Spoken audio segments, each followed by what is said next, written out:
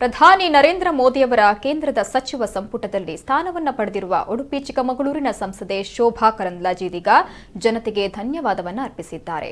ನೀವು ನನ್ನನ್ನ 2 ಬಾರಿ ಆಯ್ಕೆ ಮಾಡಿ ಸಂಸದೆಯಾಗಿ ಮಾಡಿದ್ದೀರಿ.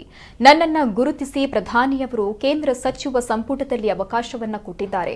ನಿಮ್ಮೆಲ್ಲರ ಪ್ರೀತಿ, ವಿಶ್ವಾಸ, ಆಶೀರ್ವಾದದಿಂದ ಮಂತ್ರಿಯಾಗಿದ್ದೇನೆ. ಕ್ಷೇತ್ರದ ಜನತೆಗೆ, ಕಾರ್ಯಕರ್ತರಿಗೆ, ನಾಯಕರಿಗೆ ನಾನು ಧನ್ಯವಾದ ತಿಳಿಸುತ್ತೇನೆ ಅಂತ ಶೋಭಾ ಕರಂದ್ಲಾಜೆ ವಿಡಿಯೋ ಮೂಲಕ ತಿಳಿಸಿದ್ದಾರೆ.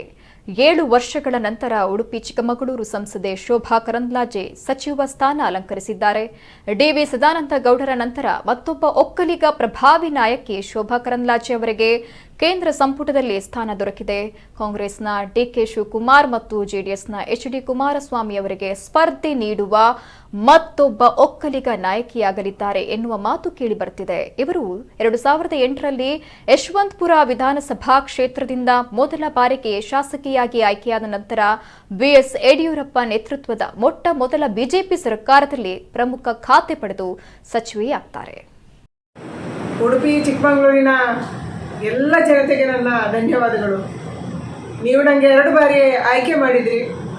ಇವತ್ತು ನರೇಂದ್ರ ಮೋದಿಯವರು, ಅಮಿತ್ ಶಾ ಅವರು, ನಡ್ಡಾ ಅವರು ನನ್ನನ್ನು ಗುರುತಿಸಿ ನನಗೆ ಕೇಂದ್ರದಲ್ಲಿ ಸಚಿವೆ ಆಗುವಂಥ ಒಂದು ಅವಕಾಶವನ್ನು ಕೊಟ್ಟಿದ್ದಾರೆ. ನಿಮ್ಮೆಲ್ಲರ ಪ್ರೀತಿ, ನಿಮ್ಮೆಲ್ಲರ ವಿಶ್ವಾಸ, ನಿಮ್ಮೆಲ್ಲರ ಆಶೀರ್ವಾದ ಕಾರಣಕ್ಕಾಗಿ ಇದಾಗಿದೆ. ಅದಕ್ಕಾಗಿ ಉಡುಪಿಯ ಮತ್ತು ಚಿಕ್ಕಮಗಳೂರಿನ ಎಲ್ಲ ಕಾರ್ಯಕರ್ತರಿಗೂ ಕೂಡ ಈ ಒಂದು ಅಭಿನಂದನೆ ಸಲ್ಲುತ್ತೆ. ನಿಮ್ಮೆಲ್ಲರ ಶ್ರಮದ ಸಲುವಾಗಿ ಇವತ್ತು ಸಾಧ್ಯ ಆಗಿದೆ.